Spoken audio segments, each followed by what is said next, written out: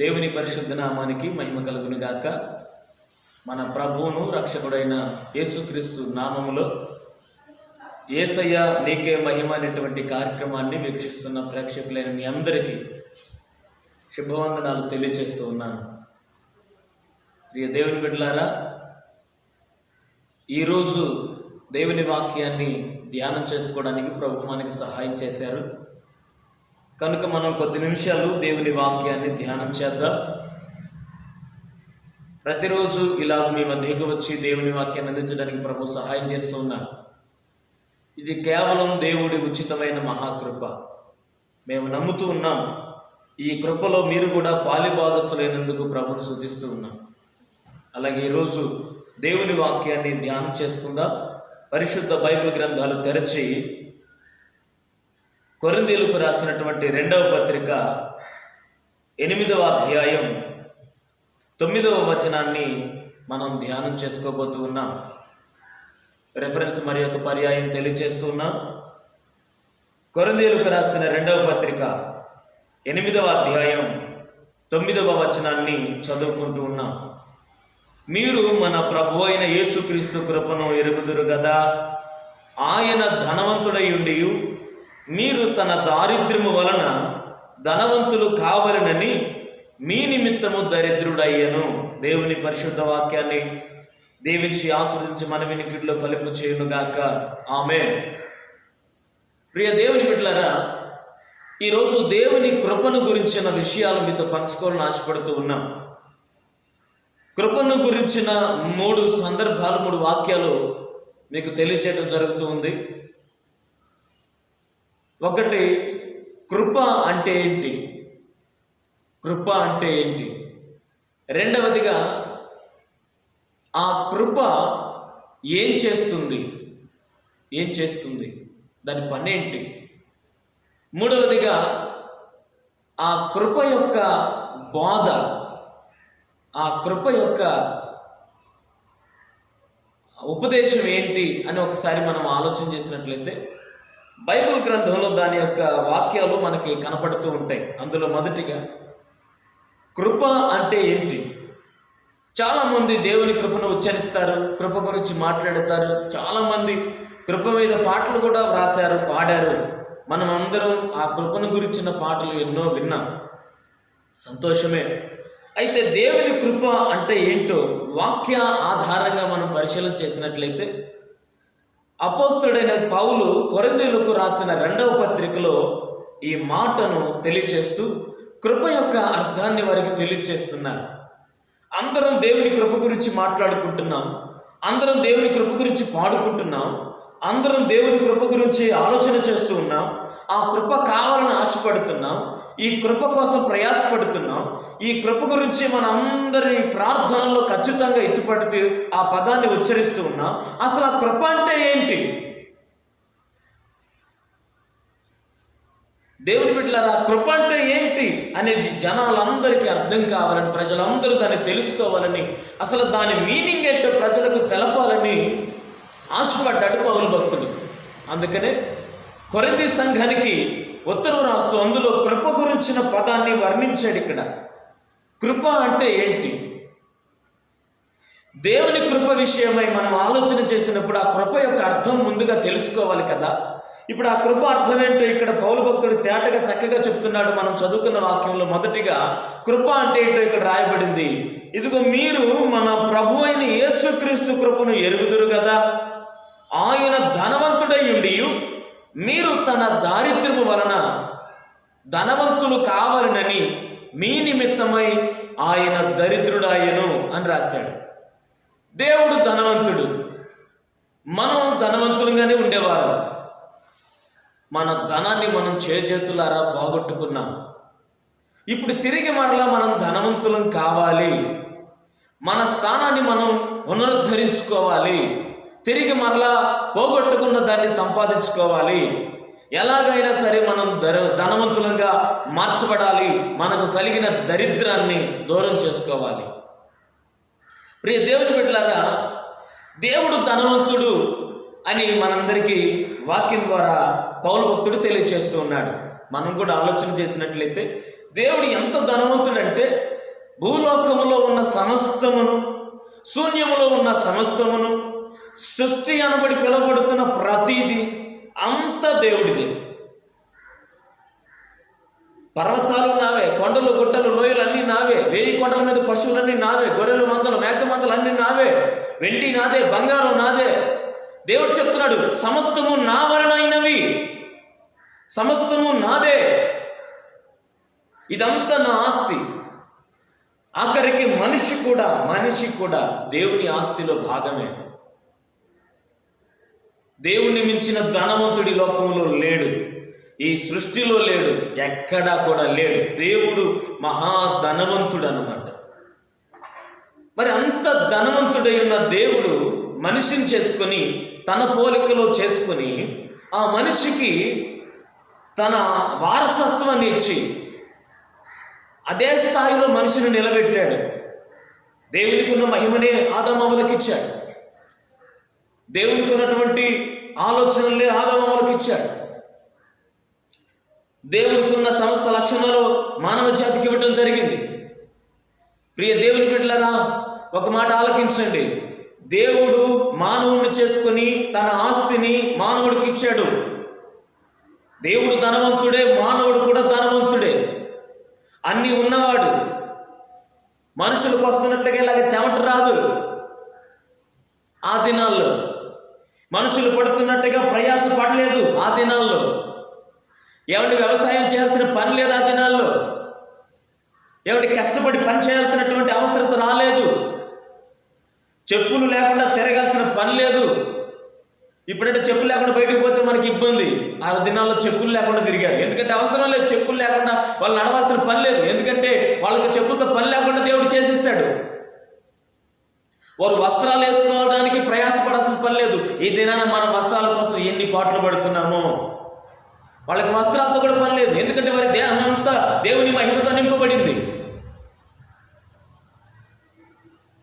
ఈ దినానికి ఇలాగా ఆహారం కోసం పాటలు పడాల్సిన పరిస్థితి ఆ దినాన లేదు. ఎందుకంటే ఆదామవ్వలకి సమృద్ధి అయినటువంటి ఆహార వనరులను దేవుడు సిద్ధపరిచి పెట్టాడు. కష్టపడి సంపాదించుకోమన్నాడా? లేదు. దేవుడు ఉచితముగా ఇచ్చిన భాగ్యం అది. ప్రియ దేవుని బిడ్డలారా, దేవుడి ద్వారా సమస్తాన్ని పొందిన మానవుడు ఏం చేశాడో తెలుసా? దేవుడి దగ్గర నుంచి పడిపోయినటువంటి సాతానుడికి, అపవాదికి తన ఆస్తినంతటిని కట్టబెట్టేశాడు.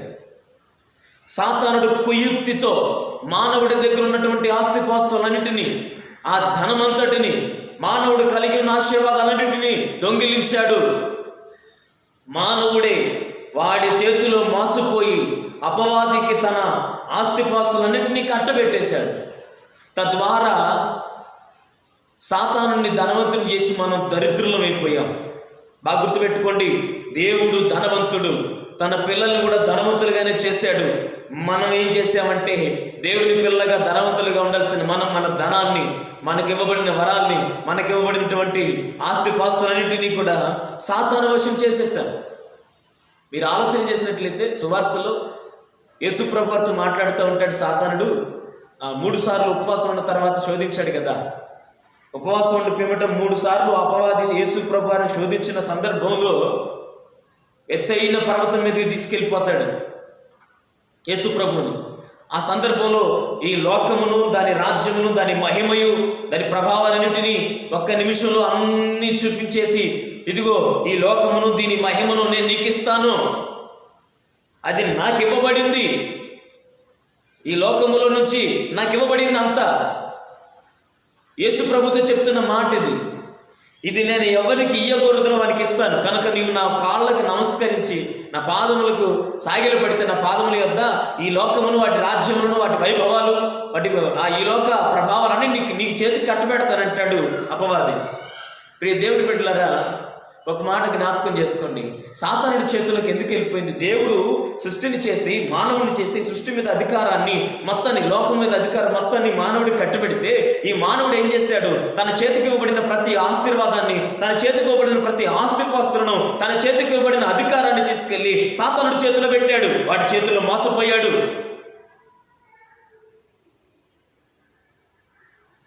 ఆఖరికి దరిద్రుడైపోయాడు మానవుడు.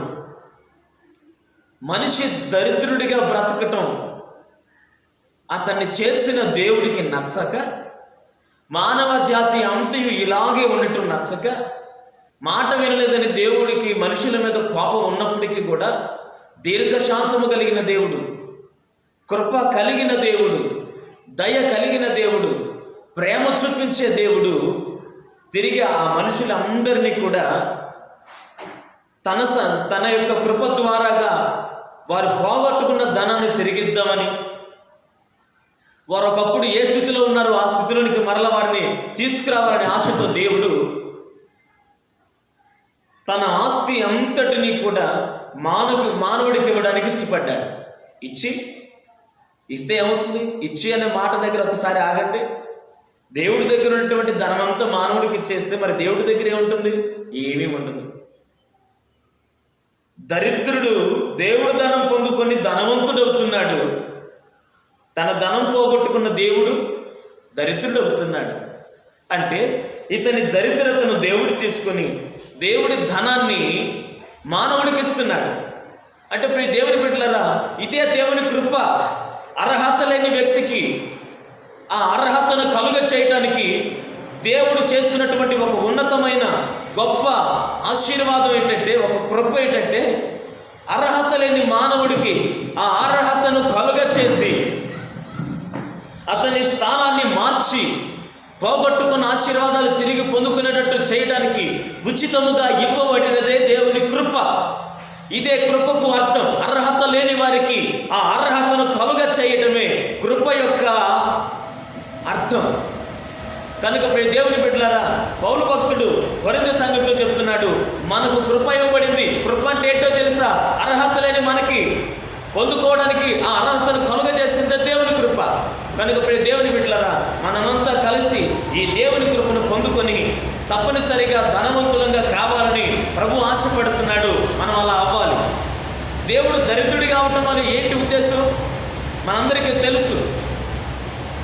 ఆయన దరిద్రుడు అవ్వటం మంచిదా? అవ్వచ్చా? దేవుడు అలా అవుతాడా? చాలా మందికి పిచ్చి పిచ్చి ఆలోచనలు బోళ్ళని వస్తూ ఉంటాయి. పనికి మీద ఆలోచన పక్కన పెడితే మనకు అర్థమవుతుంది. దేవుని బిడ్డలారా, ఖచ్చితంగా మానవుణ్ణి ఇలాంటి పరిస్థితుల నుంచి తప్పించగలిగింది కేవలం దేవుడు ఒక్కడు మాత్రమే. అందుకనే దేవుడు ఒక్కడు మాత్రమే ఇది చేయగలడు. కాబట్టి మనం ఆలోచన చేసినప్పుడు ఖచ్చితంగా దేవుడి వల్ల ఇది అవుతుంది. కాబట్టి మనం అనుమానం చెందకుండా, ఏమాత్రం డౌట్ పడకుండా చక్కగా నమ్మొచ్చు, విశ్వసించవచ్చు. దేవుడు మన నిమిత్తం దరిద్రుడు అయ్యే అవకాశం ఉంది. ఎలా చెప్పగలమంటారా? ఈ లోకంలో ఉన్న మనిషి కొరకు ఆ మనుషులు అందరూ కూడా చక్కగా దీవించబడాలని, ఆశీర్వదించబడాలని, వారి బ్రతుకులు మార్చబడాలని, ఆశీర్వాదాలతో నింపాలని ఉద్దేశంతో దేవుడు తన ఆస్తులన్నింటినీ విడిచిపెట్టేసి పరలోక రాజ్యం నుండి ఈ భూలోకానికి వట్టి చేతులతో, ఏమీ లేనివాడిగా రక్తహస్తాలతో ఇగో ఈ లోకానికి మానవ శరీరాన్ని ధరించుకొని, ఇదిగో మాంసయుక్తమైన దేహాన్ని, శరీరాన్ని కలిగి ఈ లోకానికి దిగి వచ్చాడు. ఆ ప్రభు అలా దిగి రావటం వలన ఈ లోకానికి దరిద్రుడిగా దిగి వచ్చాడని మనకు అర్థమవుతూ ఉంది. ప్రియ దేవుని బిడ్డలారా, దరిద్రుల దగ్గర ధనం ఉండదు, దరిద్రుల దగ్గర వస్త్రం ఉండదు, దరిద్రుల దగ్గర ఆహారం ఉండదు, దరిద్రుల దగ్గర తలవాల్చుకొనుటకు నివాస స్థలము ఉండదు. యేసుప్రభు వారి దగ్గర ఇవన్నీ మీకు కనపడతాయి. ఆయన తినడానికి ఆహారం లేదు, ఉండటానికి నివాస స్థలం లేదు, పన్ను కట్టుకోవడానికి ఆయన దగ్గర డబ్బులు కూడా లేవు. దేవుని బిడ్డలారా, ఈ మాట ఆలకించండి. మన నిమిత్తం ఆయన దరిద్రుడయ్యాడు. కృపను ఉచితంగా మనకి అర్హతను కలుగజేసి ఇచ్చాడు. దీన్నే కృప అన్నారు.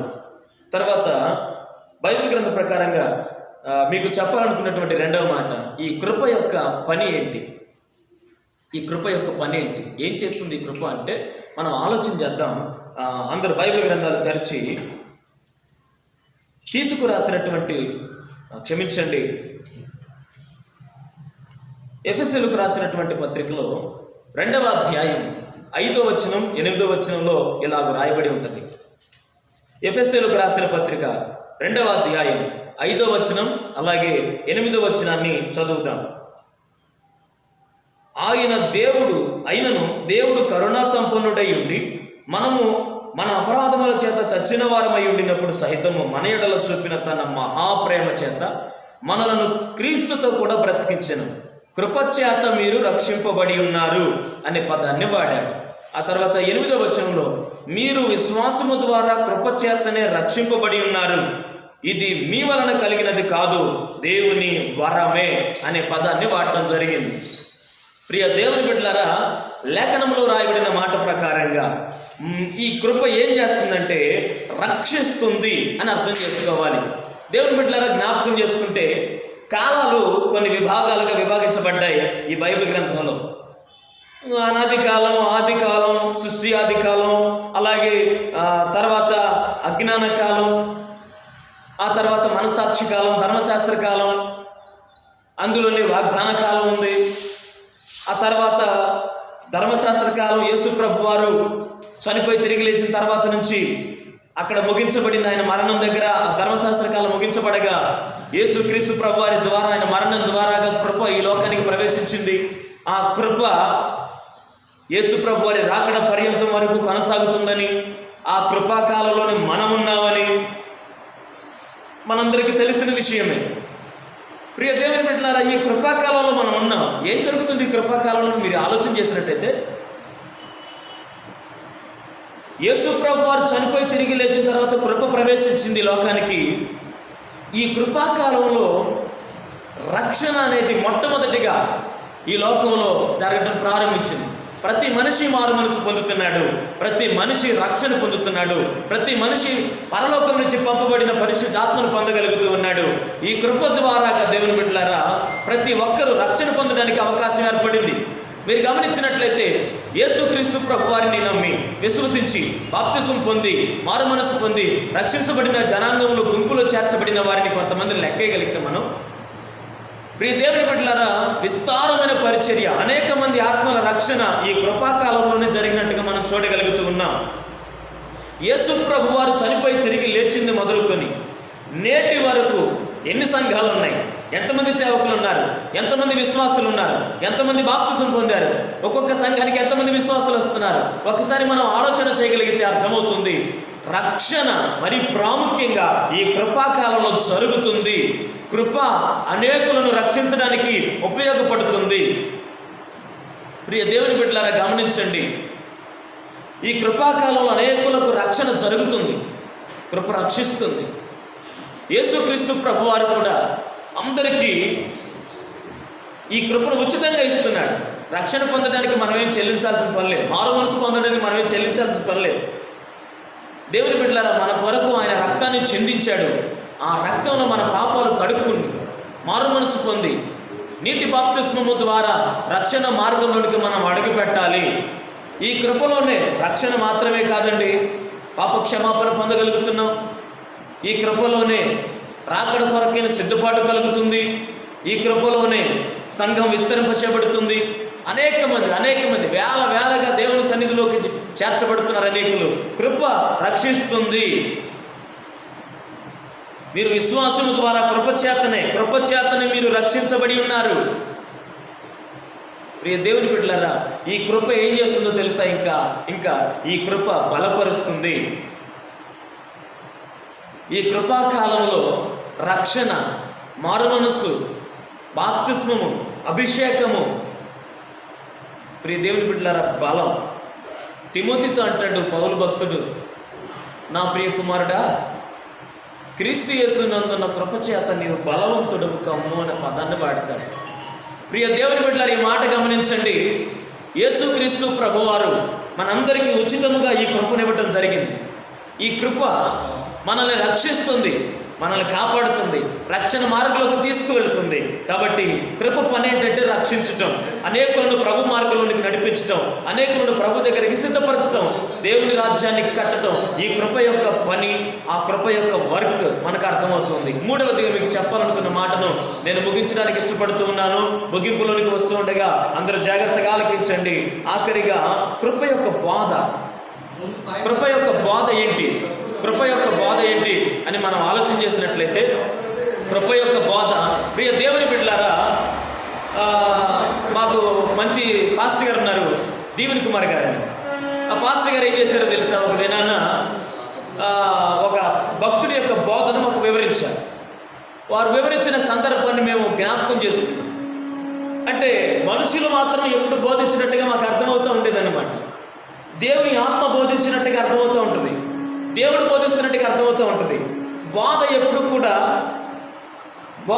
కూడా దేవుడు, పరిశుద్ధాత్ముడు, ఒక మనిషి చేయటం జరుగుతుంది. కానీ విచిత్రమైన విషయం ఏంటంటే, మన కొరకు ఇవ్వబడిన దేవుని ఆ కృప కూడా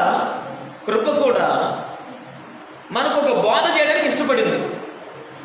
కృప కూడా బోధిస్తుంది ఆఖరికి. ఆ కృప బోధ ఏంటి? దాని బోధ ఏంటి?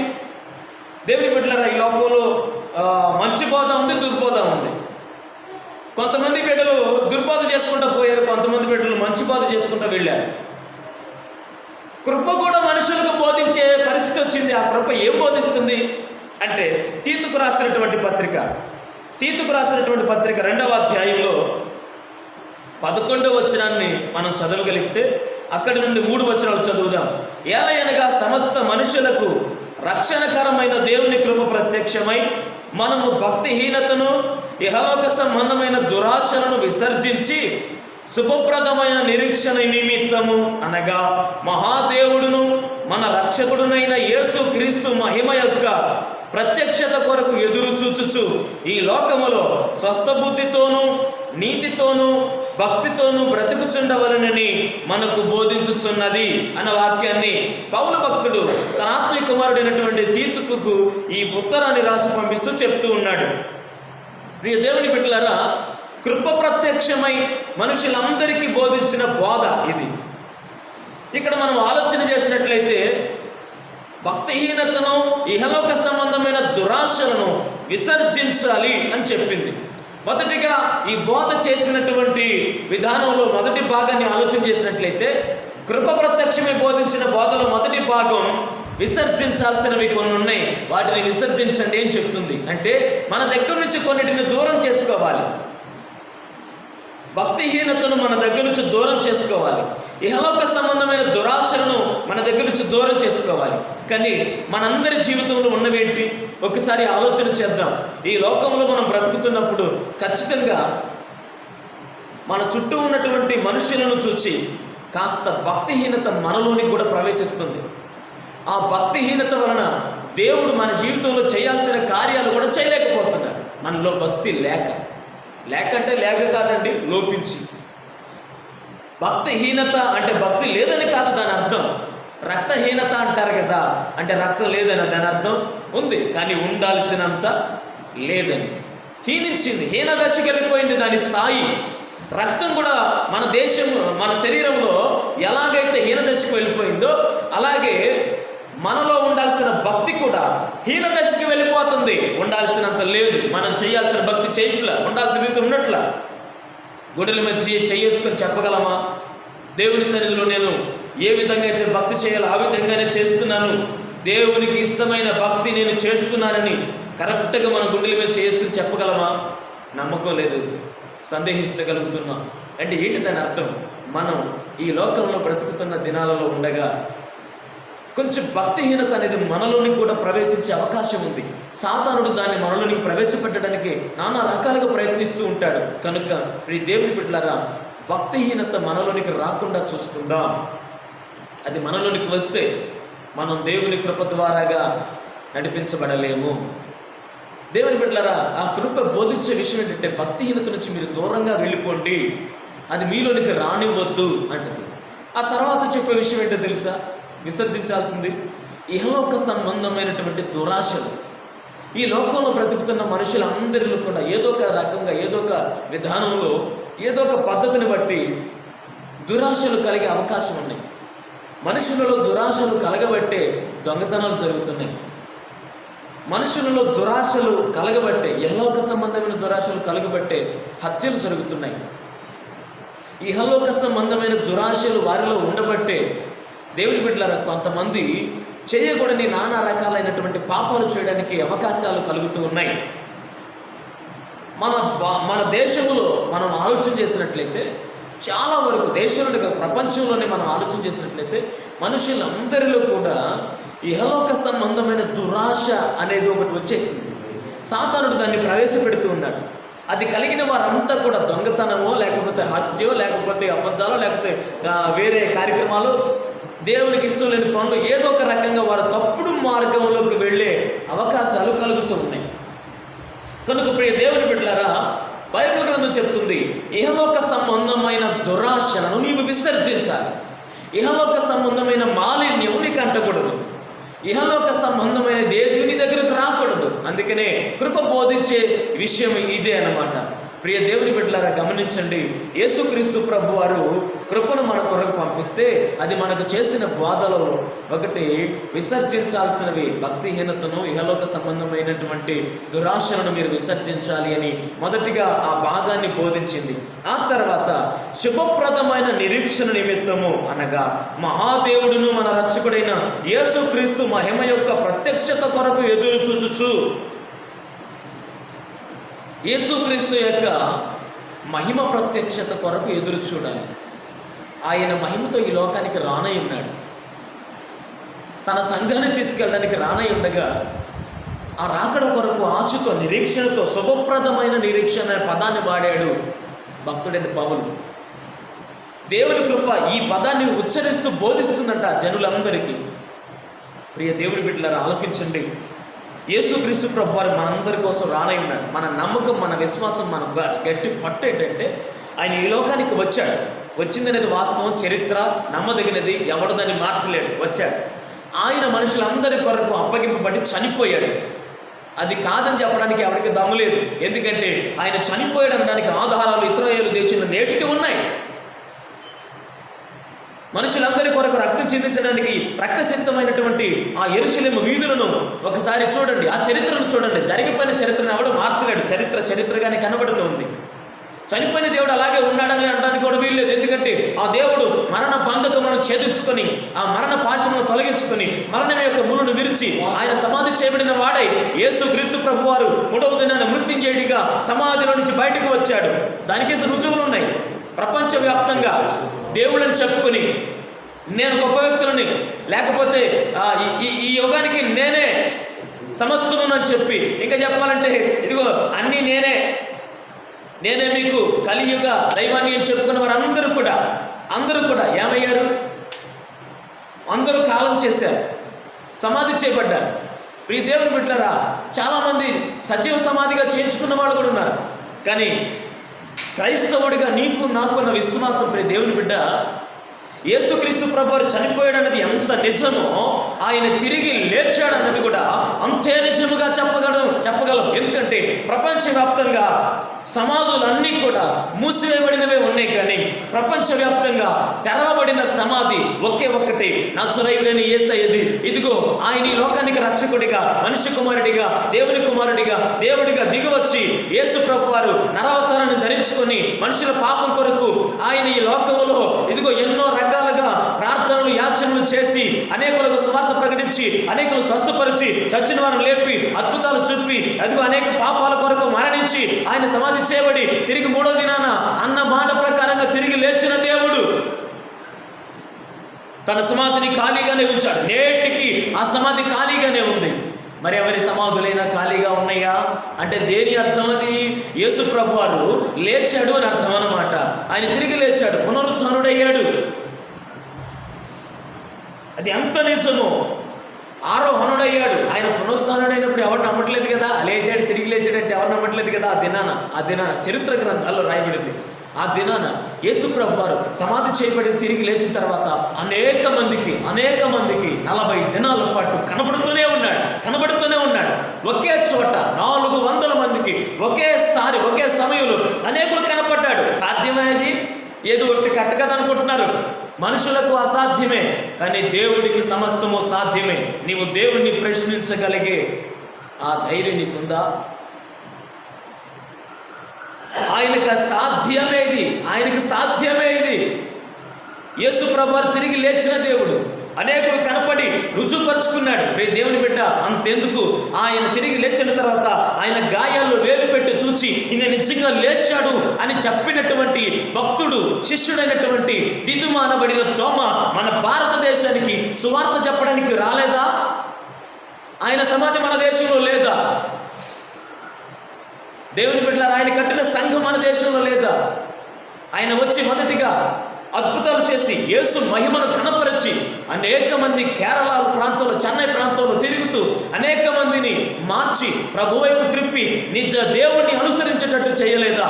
ప్రియ దేవుని బిడ్డలారా, ఈ మాట ఆలకించండి. యేసుక్రీస్తు ప్రభు వారి ద్వారాగా పంపబడిన కృప ప్రత్యక్షమే చెప్తున్న మాట. ఆయన తిరిగి రాబోతున్నాడు.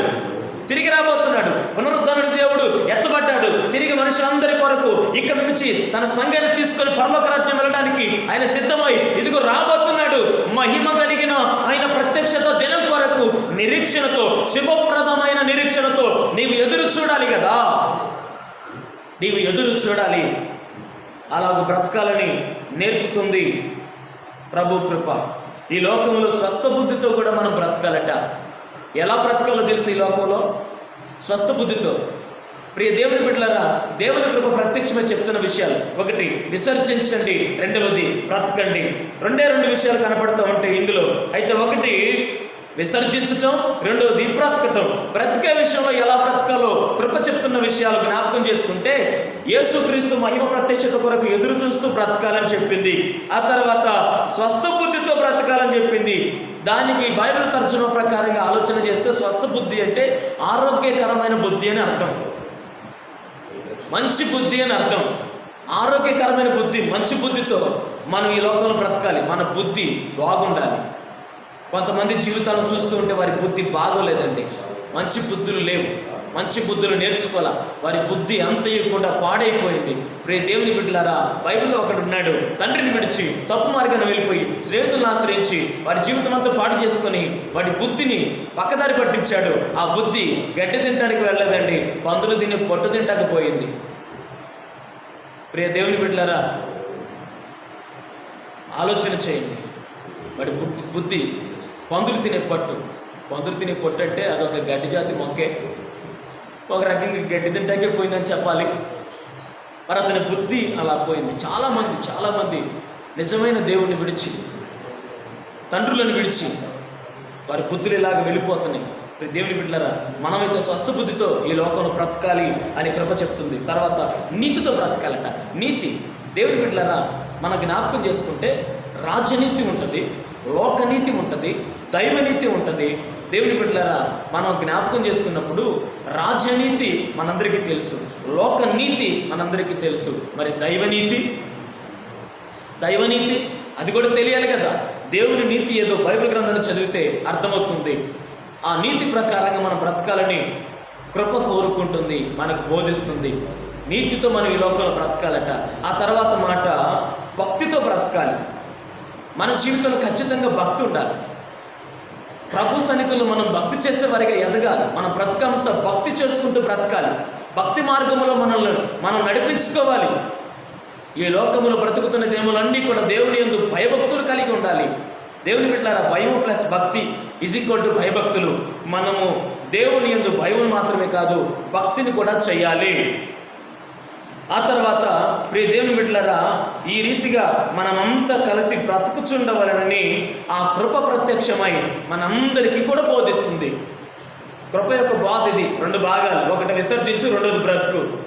విసర్జించాల్సినవి 2, భక్తిహీనతను, యెహోవాకు సంబంధమైన దురాశ్రమం. బ్రతకాల్సిన విధానాలు: 1, ప్రత్యక్షత కలిగినటువంటి ఆ దినం కొరకు, యేసుక్రీస్తు మహిమ ప్రత్యక్షత దినం కొరకు ఎదురు చూస్తూ బ్రతకటం. 2, స్వస్థ బుద్ధితో బ్రతకటం, నీతితో బ్రతకటం, భక్తితో బ్రతకటం. ఈ 4 మాటల ప్రకారంగా ఈ లోకంలో మనం బ్రతకాలని కృప ప్రత్యక్షమై మనందరికీ బోధించింది. ప్రియ దేవుని బిడ్డలారా, 3 మాటలు మీతో పంచుకున్నాను. 1, కృప అంటే ఏంటి? అర్హత లేని వారికి అర్హతను కలుగజేసే విధానమే కృప. ఆ తర్వాత కృప యొక్క పని ఏంటి? రక్షించటం, రక్షణ మార్గంలోనికి తీసుకురావటం. తర్వాత కృప యొక్క బోధ ఏంటి? విసర్జించవలసిన వాటిని విసర్జించటం, ఎలా బ్రతకాలో అలా బ్రతకటం. ఇది ఆ యొక్క కృప చెప్పినటువంటి బోధ. కనుక ప్రియ దేవుని బిడ్డలారా, మనమంతా కలిసి సంతోషంగా దేవుని కృపను ధ్యానం చేస్తూ, దేవుని కృపను అర్థం చేసుకుంటూ, దేవుని కృపను సంపూర్ణంగా పొందుతూ, దేవుని కృప చేత దీవించబడుతూ ప్రభు సన్నిధికి సిద్ధపడదాం. అదే రీతిగా ప్రభు మనల్ని నడిపించును గాక. చిన్న ప్రార్థన, కళ్ళు మూసుకొని ఏకీభవించండి. పరిశుద్ధుడానికి వందనాలు. కృప ద్వారా మాతో మాట్లాడేందుకు స్తోత్రం చెల్లిస్తున్నాం. ఆ కృప ద్వారాగా మమ్మల్ని దర్శించండి, దాని అర్థానికి ఉన్నటువంటి ఆ పరమాత్మను మా జీవితంలో నెరవేర్చండి. అలాగే కృప ద్వారా మమ్మల్ని రక్షించి రక్షణ మార్గంలో నడిపించండి.